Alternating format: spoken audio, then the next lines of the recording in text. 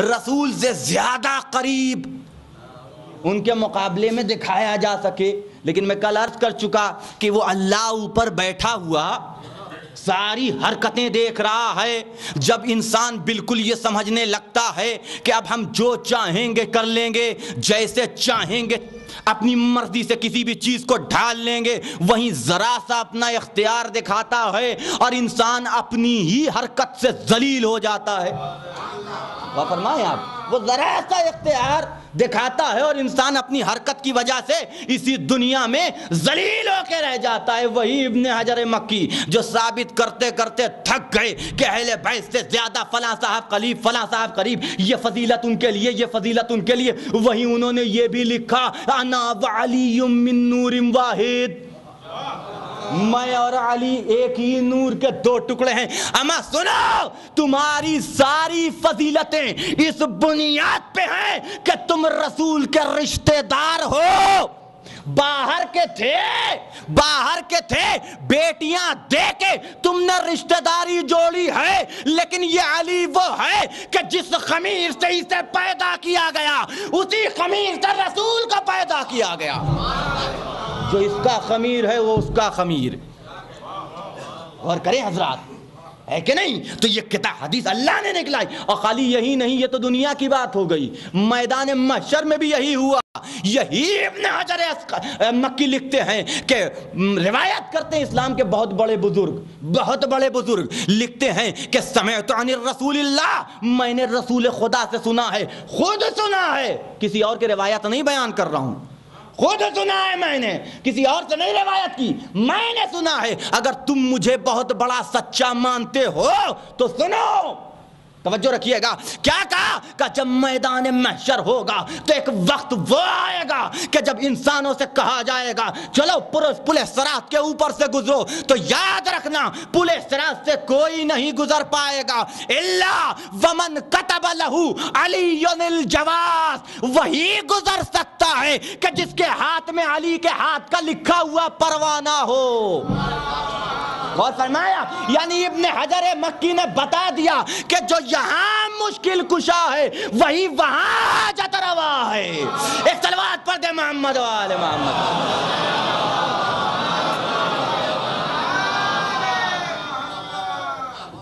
غور فرما رہے ہیں آپ، انہوں نے لکھا وَإِلَّا وَمَنْ كَتَبَ عَلِيٌ الْجَوَازِ، وہی میدان محشر کو پل صراط کو کراس کر سکتا ہے کہ جس کے پاس علی کے ہاتھ کا لکھا ہوا پروانہ ہو.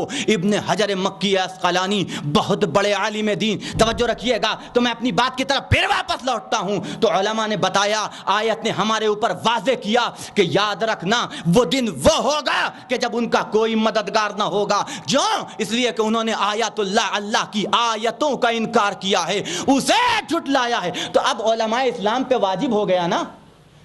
میری کنڈیشن یہ ہے کہ میری یہ عادت یہ ہے کہ میں یہ سوچتا ہوں کہ جو کچھ دماغ میں ہے جلدی سے جلدی اگل دو. ایک صلوات پڑھ دے محمد و آل محمد.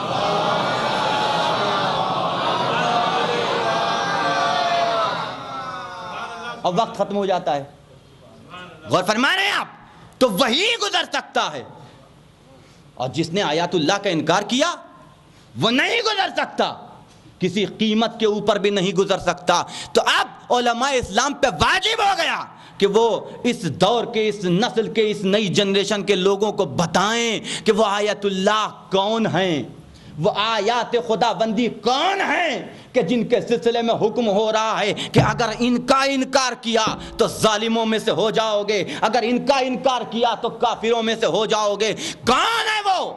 تو سب سے پہلا مرحلہ ہے کہ اس لفظ آیت کے معنی دیکھ لیجئے. اس لفظ آیت کا کیا معنی ہے؟ اگر لغوی اعتبار سے دیکھا جائے تو ایک معنی ہے، لیکن اگر قرآن کے حوالے سے دیکھا جائے تو اس لفظ آیت کو مختلف مقامات پہ قرآن نے استعمال کیا ہے. ایک معنی نشانی کے ہیں. آیت کے معنی کیا ہوتے ہیں؟ نشانی، ایڈریس، ہے کہ نہیں؟ آیت کے معنی نشانی. یعنی کیا مطلب؟ نشانی کسے کہا جاتا ہے؟ وہی کہ جسے ہم آپ ایڈریس کہتے ہیں. وہ چیز کہ جو اگر مل جائے تو اس کے ذریعے سے جس کی نشانی ہے اسے ڈھونڈا جا سکے، اسے پایا جا سکے، جس کی نشانی ہے اسے حاصل کیا جا سکے، اسے کہتے ہیں نشانی، اسے کہتے ہیں عربی میں. میں پہلی مرتبہ آیا حیدرآباد اب حیدرآباد آیا, آپ نے میری دعوت کر دی, میں نے وعدہ لے لیا کہ ٹھیک. اب آپ گھر گئے, کوئی کام آ گیا پیش آپ کو, آپ آ نہیں سکے لینے, فون کر دیا کہ بھائی صاحب آ جائیے گا آپ خود ہی, ہم آپ کو, اب جانا تو ہے, اس لیے کھانے کا مسئلہ ہے. اب بات صاحب سے کہہ چکا ہوں کہ بھیا آج ہماری دعوت ہے, لہٰذا انہوں نے میرے نام کا کھانا ہی نہیں پکوایا, تو اب کھانے کے لیے جانا ہے, اب جانا ہے, اب آپ نہیں آ پائے, کہا کیسے آؤں؟ کہا میں آپ کو ایڈریس دے دیتا ہوں, پتہ دے دیتا ہوں, کچھ علامتیں بیان کر دیتا ہوں, ان علامتوں کو دیکھتے ہوئے میرے گھر پہنچ جائیے. کہا وہ کیسے؟ کہا یہاں سے نکلیے گا, جہاں سے ٹرانسپورٹ کا انتظام ہے وہاں پہنچیے گا, اس بس کے اوپر بیٹھیے گا, وہ بس آپ کو فلاں جگہ فلاں ٹاور کے پاس اتارے گی, اتر جائیے گا, سامنے دیکھیے گا کہ ایک بینک ہے, بینک کے بغل میں گلی ہے, اس گلی میں داخل ہوئیے گا, اور یہ ہے میرا مکان نمبر. اور جیسے ہی گھسیے گا, ایک 4-5 مکان کے بعد میرا مکان ہے. اب میں یہاں سے چلا, بس کے اوپر بیٹھا, سامنے ہی ٹاور نظر ہے, ہم نے کہا یہ پہلی نشانی, پہلی علامت. وہاں اترا, سامنے پلٹ کے دیکھا تو دوسری طرف بینک بھی, ہم نے کہا یہ دوسری علامت. تیسری طرف دیکھا تو وہاں پہ گلی بھی, گلی میں داخل ہو گیا, کہا یہ تیسری علامت.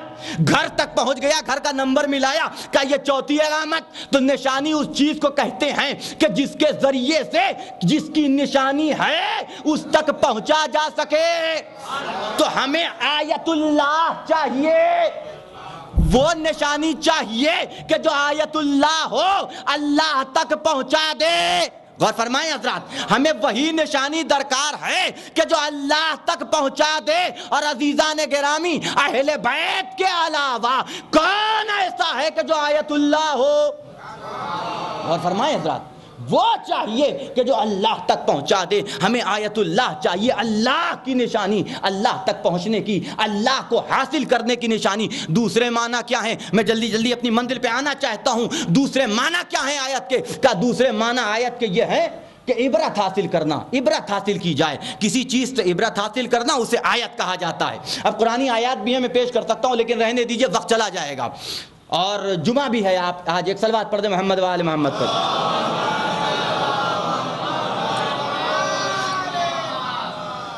تیسرے کہا بعض وجود اور بعض افراد کو بھی قرآن نے آیت کہہ کے پکارا ہے, بعض افراد کو بھی قرآن نے آیت کہہ کے پکارا ہے. کسے آیت کا؟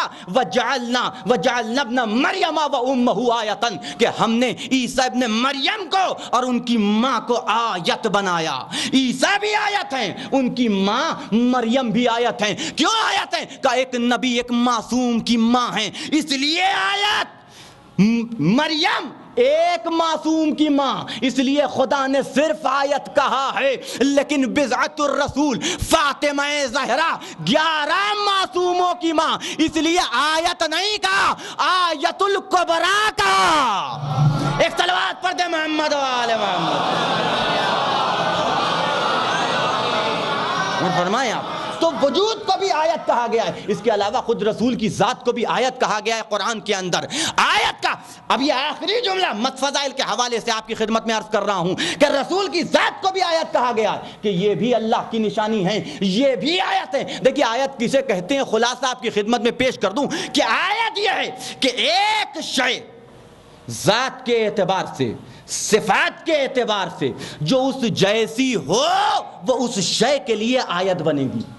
غور فرمائیں حضرات, ایک شے ذات کے اعتبار سے یا صفات کے اعتبار سے اس جیسی ہو تو وہ اس کے لیے آیت بنے گی.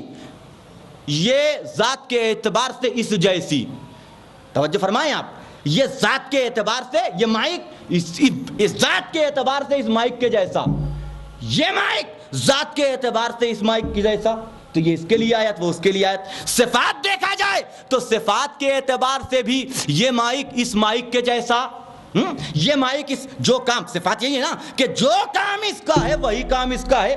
تو دونوں کی صفت ایک, دونوں کی ذات ایک, تو ایک دوسرے کے لیے آیت بنے کہ نہیں بنے. نبی بھی آیت ہیں, فاطمہ بھی آیت ہیں. غور کریں حضرات, اب قرآن کی آیت اور مشہور و معروف ترین آیت, قل ندعو ابناءنا وابناکم ونساءنا ونساءکم وانفسنا وانفسکم، جاؤ ان سے کہہ دو کہ تم اپنے بچوں کو لے کے آؤ، ہم اپنے بچوں کو لے آئیں، تم اپنی عورتوں کو لے آؤ، ہم اپنی عورتوں کو لے کے آتے ہیں، تم اپنے نفسوں کو لے کر کے آؤ، ہم اپنے نفسوں کو لے کر کے آئیں گے۔ عزیزان گرامی، میری سمجھ میں نہیں آتا کہ تاریخ نے جب اس آیت کی تفسیر پیش کی تو کہنے لگے کہ آج میدان مباہلہ میں جب یہ آیت نازل ہوئی اور وہ اپنے اپنے افراد کو لے کے پہنچے تو ہم نے یہ دیکھا کہ نبی نے ابنانا کی جگہ پہ حسن و حسین کو لیا، نسانا کی جگہ پہ فاطمہ کو لیا، انفسنا کی جگہ پہ رسول کو لیا۔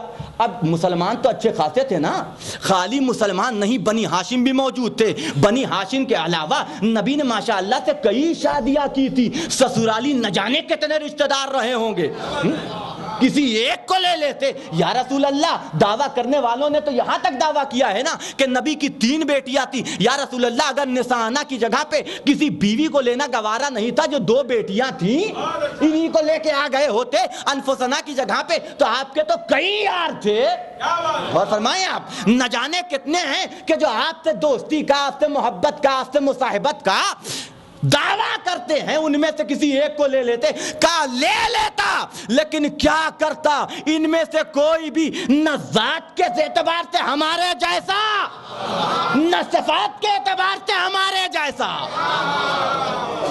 میں اسی کو لے کے آیا ہوں کہ جو ذات کے اعتبار سے بھی ہمارے جیسا ہے، صفات کے اعتبار سے بھی ہمارے جیسا ہے، اسی کو لے کے۔ اب کوئی کہے گا یہ کیسے کہ ذات کے اعتبار سے بھی نبی کے جیسے، صفات کے اعتبار سے بھی، تو ذات کے اعتبار سے نبی کے جیسے اسے دیکھنا ہے تو آؤ شب ہجرت میں، آؤ شب ہجرت میں۔ تاریخ نے لکھا کہ نبی علی ابن ابی طالب سے کچھ لمبائی میں نکلتے ہوئے تھے، شب ہجرت کا بستر ہے، کفار 70 تلواریں کھینچے ہوئے گھر کا محاصرہ کر رہے ہیں، نبی کا بستر نگاہوں کے سامنے ہے، اور یہ وہ لوگ ہیں کہ جو نبی کو اچھی طریقے سے پہچانتے ہیں، سن پہچانتے ہیں، ذات پہچانتے ہیں، قد پہچانتے ہیں، کاٹھی پہچانتے ہیں، لیکن نبی کے بستر پہ نبی نہیں ہے، علی سو رہے ہیں۔ لیکن کفار یہی سوچ رہے ہیں کہ یہ علی نہیں ہے، نبی سوچ رہے ہیں کہ نہیں؟ نبی سو رہے ہیں۔